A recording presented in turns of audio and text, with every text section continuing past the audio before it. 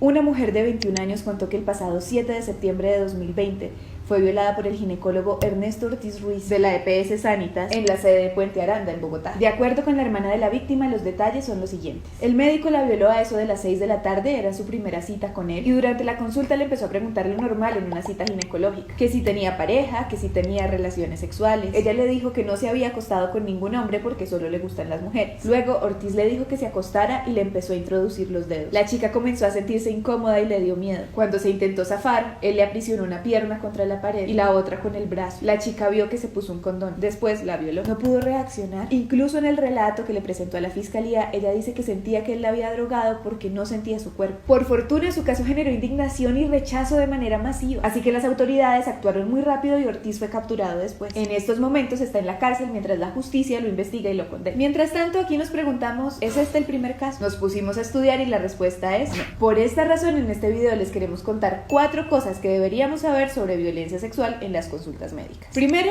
no son casos aislados, son hechos que se repiten y cada vez más víctimas rompen el silencio. En Colombia, el Tribunal Nacional de Ética Médica ha tenido que fallar 84 casos de violencia sexual desde 1983 hasta 2019. Esos son 36 años y por los datos entonces pareciera que es algo poco común, pero no es cierto. Lo que sucede es que muchas mujeres no denunciaban años atrás por desinformación. En los últimos 5 años se empezaron a recibir más denuncias. De hecho, se han presentado alrededor de un 30% más. Esto sucede porque cada vez más nos enteramos de que no es normal que esto pase en una consulta. La violencia no es normal. Sentirse incómoda sexualmente tampoco, y menos con tu médico. Por eso es que cada vez más médicos en Colombia y en muchas partes del mundo empiezan a ser denunciados. Hace unos años estalló un caso muy grande en Estados Unidos de un ginecólogo en California que se llama George Tyndall y trabajaba en un centro universitario. Al principio fue acusado por un par de mujeres de violencia sexual y después de un largo proceso se ha logrado documentar que más de 300 mujeres habían sido víctimas de Tyndall de distintas formas de violencia sexual. Tomaba fotos de los genitales de sus pacientes, no usaba guantes durante la consulta, hacía tactos vaginales no consentidos, sonreía mientras la paciente se acomodaba en la camilla de una manera que la hacía sentir incómoda, hacía comentarios lascivos, homofóbicos e incluso racistas hacia las latinas y asiáticas. Este caso puso sobre la mesa el nivel de poder que tienen los médicos en medio de la consulta y cómo muchas mujeres, por temor o por falta de información sobre lo que un médico puede o no puede hacer, no habían dicho nada. Segundo, las mujeres jóvenes son las más vulnerables a la violencia sexual en las consultas médicas. Un estudio realizado por la Organización de Justicia que fue publicado este año, en el 2020, reveló que la mayoría de las víctimas de violencia sexual en consultas médicas son menores de edad. No sé si ustedes recuerdan su primera cita con el ginecólogo. Yo iba muerta de pánico a pesar de que mi mamá me había informado todo lo necesario. Y es que uno en la adolescencia muchas veces está llena de pena de mostrar el cuerpo y es fundamental sentirse tranquila con el médico, si no es una tortura. ¿Será que se aprovechan de ese nerviosismo de las adolescentes y piensan que son presas más fáciles y que no van a denunciar? De los tantos casos que he encontrado en el Tribunal de Ética Médica, encontramos varios que son contra niñas y adolescentes. En el 2011, una niña de 7 años en Cauca fue abusada. Ella iba con su mamá a la cita médica. En un momento la niña empezó a llorar y le dijo a la mamá que el médico Humberto Ortiz Castro le había tocado sus partes íntimas. El Tribunal Nacional de Ética Médica condenó a Ortiz Castro a 5 años de suspensión en el ejercicio profesional de la medicina. No sabemos qué pasó con la justicia ordinaria, si fue a la cárcel o no, pero por lo menos no lo dejaron ejercer durante 5 años. Era lo mínimo. Y lo peor es que no existe un registro o una manera fácil de acceder a la información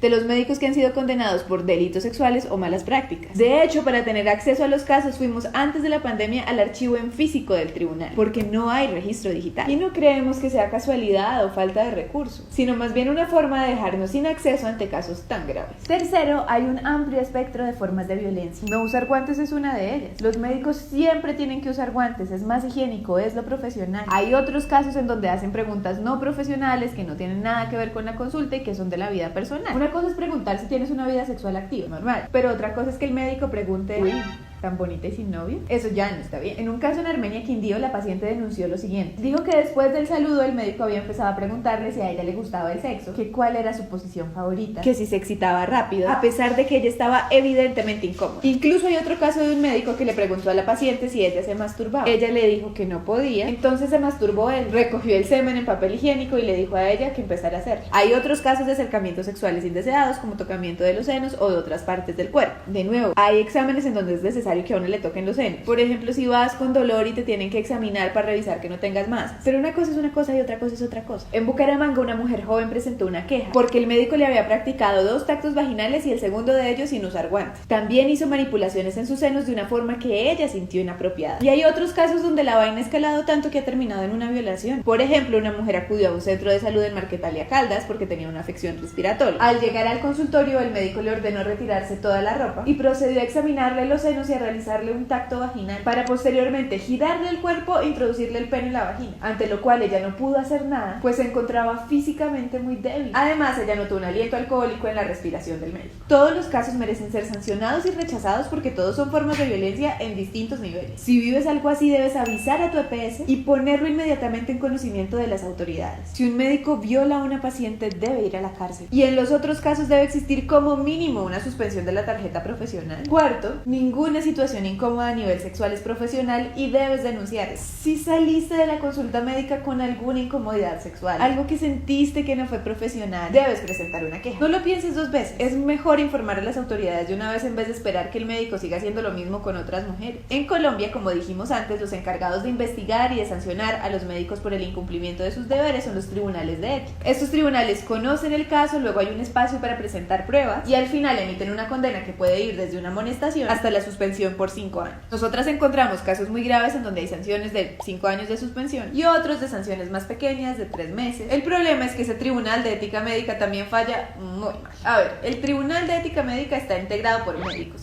Es decir, médicos juzgando médicos. Médicos que además tienen que fallar en casos de delitos sexuales. Desde ahí empezamos mal porque realmente pues no estudiaron para eso, zapatero a sus zapatos. Entonces, cuando emiten sus fallos, terminan poniéndose en evidencia todas esas ideas falsas que tienen sobre la sexualidad, diciendo cosas como esta. La relación sexual debe ser la culminación del amor, como máxima expresión de solidaridad entre los seres humanos de distinto sexo, razón por la cual toda actividad sexual debe estar regida por los principios de conciencia y libertad de los participantes.